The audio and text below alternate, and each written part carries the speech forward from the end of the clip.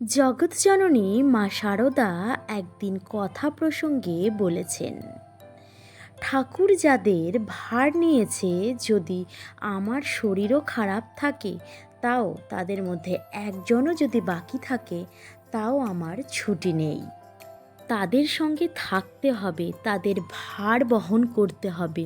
মন্ত্র দেওয়া কি চারটিখানি কথা? কত বোঝা ঘাড়ে তুলে নিতে হয়, তাদের জন্য কত চিন্তা করতে হয়।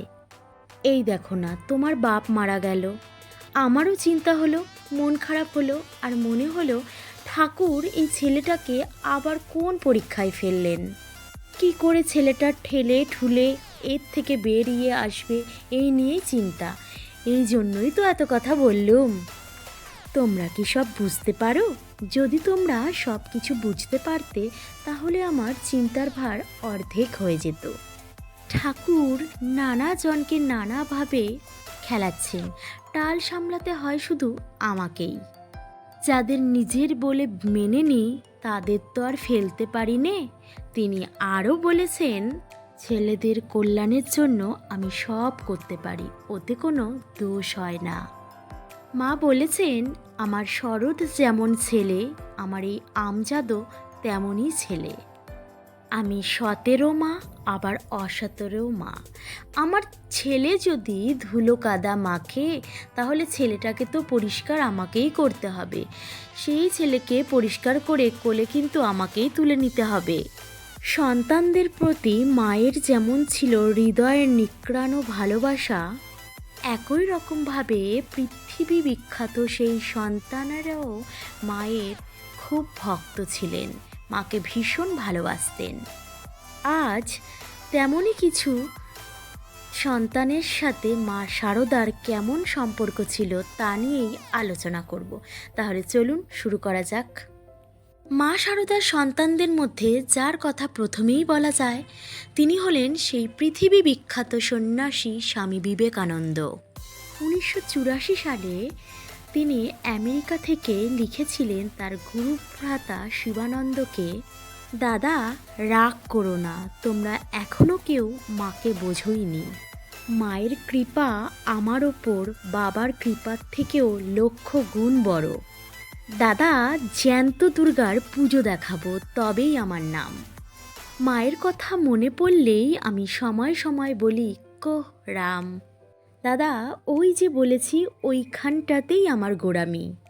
রামকৃষ্ণ পরমহংসদেব ঈশ্বর ছিলেন না মানব ছিলেন? যা হয় বলো দাদা, কিন্তু যার মায়ের ওপর ভক্তি নেই তাকে অবশ্যই ধিক্কার দিও। এই যে বিশ্বজননী শারদা, তিনি 2-3 ত্যাগী সন্তান ছাড়া অন্তরঙ্গের কারোর সাথে পাশ্চাত্যের তিনি কথা বলতেন না। তাকে একটিবার কেউ প্রণাম করলে মা তার মাথায় হাত রেখে আশীর্বাদ করতেন, তাতেই সেই মানুষটির জীবন ধন্য হয়ে যেত। ওই যে অত বড় মাপের স্বামী বিবেকানন্দ, যার নাম শুনলে সমগ্র বিশ্ব মাথা নিচু করে, তিনিও গঙ্গা জল খেয়ে নিজেকে শুদ্ধ করে তবেই মাকে সাষ্টাঙ্গে প্রণাম করতেন, অথচ মায়ের চরণ তিনি স্পর্শ করতেন না। কারণ তিনি মনে করতেন মা শারদা স্বয়ং জগৎজননীর রূপ, তাকে স্পর্শ করা কোনো সাধারণ মানুষের উচিত নয়। স্বামী বিবেকানন্দ আবার গর্ব করে বলতেন, আমার কাছে মায়ের কৃপা বাবার কৃপার থেকেও লক্ষ গুণ বেশি। অত বড় বিবেকানন্দ মায়ের কাছে গিয়ে দাঁড়ালে যেন ছোট্ট বালকটি হয়ে যেতেন। মা এবং সন্তানের এমন অন্তরঙ্গ মধুর সম্পর্ক পৃথিবীতে আর কোথাও দেখা গেছে কি? শেষে রামকৃষ্ণ যেমন সর্বধর্ম সমন্বয়ের কথা বলেছিলেন, বিশ্বজননী শারদাও সেই স্বামীর পদাঙ্ক অনুসরণ করে জগতের হিন্দু, মুসলমান, খ্রিস্টান প্রত্যেকটি মানুষকে অভেদ চোখে দেখতেন। যে কেউ তার কাছে আশীর্বাদ চাইলে তিনি প্রাণ ভরে আশীর্বাদ করতেন। মা বলেছেন, ভক্তের জাতি নেই, ধর্মভেদ নেই, বর্ণ নেই, কিছুই নেই। মায়ের যখন পার্থিব শরীরের লীলা সংবরণের একেবারে শেষ সময়, সেই সময় মায়ের শরীর ভেঙে পড়েছিল। মায়ের মাঝে মাঝেই একবার করে জ্বর আসতো এবং সেই জ্বর কিছুতেই থামতো না। তখন শরৎ মহারাজের দেখভাল অনুসারে মাকে দেখার জন্য 1919 সালে 7ই মে কলকাতার উদ্বোধনে মাকে নিয়ে আসা হলো। বাগবাজারে শ্রী শ্রী মা যখন পৌঁছে গেছিলেন তখন ভক্তদের আনাগোনা শুরু হয়ে গেছিল। ভক্তদের অনুরোধে মা ভক্তদের দীক্ষা দিতে লাগলেন। জয়রামবাটিতে 1919 খ্রিস্টাব্দের 13ই ডিসেম্বর ভক্তের দল ধুমধাম করে মায়ের জন্মোৎসব পালন করেন। মায়ের শরীর তখন মোটেই ভালো যাচ্ছিল না। সেদিন বিকেলেই মায়ের আবার জ্বর দেখা দিল। জ্বর আসে আবার চলে যায়, কিন্তু মা তার ভক্তদের ফিরিয়ে দিতে পারেন না। মায়ের কষ্ট হচ্ছে ভেবে অন্য কেউ যদি নিষেধ করেন, তবে তিনি হাসি মুখে উত্তর দেন, শরীর তো যাবেই, তবু এদের হোক। এমন যাদের মা তাদের ছেলেরাও কি কম যায়? এই প্রসঙ্গে বিখ্যাত নাট্যকার এবং ঠাকুরের পরম ভক্ত গিরিশচন্দ্র ঘোষের কথা বলা যায়। প্রথম জীবনে গিরিশচন্দ্র শ্রী শ্রী মাকে শুধুমাত্র গুরুপত্নী হিসেবেই সম্মান করতেন, কিন্তু পরে তার যেন নতুন করে চৈতন্য লাভ হয়। তিনি মাকে সাক্ষাৎ জগদম্বা ভেবে ভক্তি করতেন। মা যখন বাগবাজারে বলরামবাবুর বাড়িতে ছিলেন, ঠিক তার রাস্তার পাশেই ছিল গিরিশবাবুর বাড়ি। দিন সন্ধ্যার মুখে যখন বলরামবাবুর বাটির ছাদের ওপর মা পায়চারি করছিলেন, সেই সময় গিরিশবাবু ও তার দ্বিতীয় স্ত্রী মাকে এই বাড়ির ছাদে দেখতে পান। সঙ্গে সঙ্গে গিরিশবাবুর স্ত্রী তাকে বলে উঠলেন, মা ওই বাড়ির ছাদে ঘুরে বেড়াচ্ছেন। মায়ের পরম ভক্ত গিরিশচন্দ্র তখনই পেছন ফিরে দাঁড়ালেন। না না, আমার পাপ নেত্র, আমি অমন করে তাকিয়ে মাকে দেখব না, বলেই তিনি নিচে নেমে গেলেন। গিরিশবাবু শেষের দিকে মাকে যেমন জগৎ জননীর মতো ভক্তি করতেন, তেমনি মাও গিরিশবাবুকে পুত্রের মতো স্নেহ করতেন। গিরিশবাবু শেষ বয়সে অনেক মানসিক আঘাত পেয়েছিলেন। মনের দুঃখে বৃদ্ধ বয়সে একবার সন্ন্যাসী হতেও চেয়েছিলেন। তখন স্বামী নিরঞ্জনানন্দ ছিলেন গিরিশবাবুর অন্তরঙ্গ মানুষ। সেই বন্ধু গিরিশবাবুকে বললেন, আপনি আপনার সংসার ত্যাগের কথাটা শ্রী শ্রী মায়ের সঙ্গে একবার আলোচনা করতে পারেন। তিনি যা বলবেন সেটি যদি আপনি মেনে নেন তাহলে আপনার ভালো হবে। গিরিশচন্দ্র তখন হাসি মুখে বলেছিলেন, ভাই তুমি যদি নিয়ে যাও তাহলে আমি মায়ের কাছে যেতে রাজি আছি। শ্রী শ্রী মা তখন ছিলেন জয়রামবাটিতে, তাই তারা চললেন জয়রামবাটির উদ্দেশ্যে। জয়রামবাটি পৌঁছে গিরিশচন্দ্র স্নান করে ভিজে কাপড়ে মাকে প্রণাম করলেন। মাতৃচিন্তায় তখন তিনি এমন বিভোর হয়েছিলেন যে তার সর্বাঙ্গ তখন কাঁপছিল। তিনি মাকে প্রণাম করে উঠে দাঁড়িয়ে বিস্ময়পূর্ণ নয়নে মাকে বলে উঠলেন, আহ মা তুমি!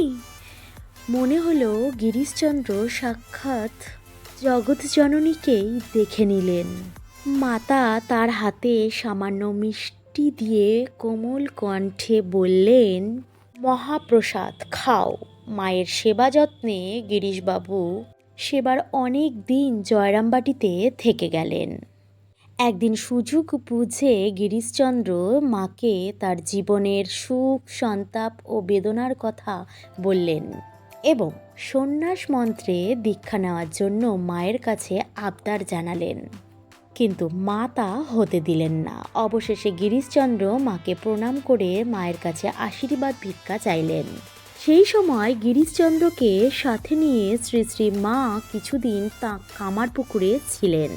নিজের হাতে রান্না করে তিনি গৃহ দেবতা রঘুবীরকে দিতেন, পরে গিরিশকে প্রসাদ খাওয়াতেন। কামারপুকুরে শ্রী শ্রী ঠাকুরের ধ্যান ভাবনা নিয়ে গিরিশচন্দ্র মায়ের স্নেহে বেশ আনন্দেই ছিলেন। কলকাতায় ফিরে গিরিশচন্দ্র মনে মনে স্থির করেন এবার বাড়িতে তার জ্যান্ত দুর্গা করবেন। সেটা ছিল 1908 খ্রিস্টাব্দ। কলকাতা থেকে বারবার চিঠি লিখে মাকে রাজি করালেন। ঠিকঠাক সময়ে মা হাওড়া স্টেশনে পৌঁছে গেলেন। কোনো কারণবশত মায়ের আসতে একটু দেরি হয়ে গিয়েছিল। বাবুর দিদি মাকে প্রণাম করে বললেন, মা গো, আপনি না এলে গিরিশের দুর্গাপূজার এত আয়োজন সবই তো ভণ্ডুল হয়ে যেত। যাই হোক, মা কলকাতায় এসে পৌঁছেছিলেন বলরাম বাবুর বাড়িতে। বলরাম বাবুর বাড়িতেও মাকে কেন্দ্র করে দুর্গাপূজার আয়োজন করা হলো। সপ্তমীর দিন সকালে মায়ের চরণে অনেক ভক্ত এসে ফুল অর্ঘ্য নিবেদন করলেন। মা গিরিশবাবুর বাড়িতে পুজোতে উপস্থিত থাকলেন। আবার বলরাম বাবুর বাড়িতেও পুজোয় কিছুক্ষণ সময় কাটালেন। সেবার সন্ধি পুজো অনেক রাতে পড়েছিল, তাই মায়ের শরীর ভালো ছিল না বলে মাকে ওখানে উপস্থিত থাকতে দেওয়া হয়নি। কিন্তু অনেক রাতে গিরিশচন্দ্রের বাড়ির দরজায় গিয়ে ধাক্কা দিলেন। দরজা খোলো, আমি এসেছি। গিরিশচন্দ্র দরজা খুলে দেখলেন মা স্বয়ং সেখানে উপস্থিত। আর তখন গিরিশচন্দ্র গদগদ গলায় বলতে লাগলেন, আমি ভেবেছিলাম মা আসবেন, আর মা আপনি না এলে আমার পুজো পুরো নষ্ট হয়ে যেত। এইভাবেই গিরিশচন্দ্রের মনোবাঞ্ছা পূরণ করে মা জয়রামবাটিতে ফিরে গেলেন। আচ্ছা বন্ধুরা, আজকের মতো এই পর্যন্ত। আমাকে আপনারা কমেন্ট করে অবশ্যই জানাবেন আজকের ভিডিওটা আপনাদের কেমন লাগলো। যদি ভালো লেগে থাকে তাহলে অবশ্যই কমেন্ট করবেন, আর যদি খুব ভালো লাগে তাহলে সাবস্ক্রাইব করে পাশে থাকার অনুরোধ রইল। নমস্কার।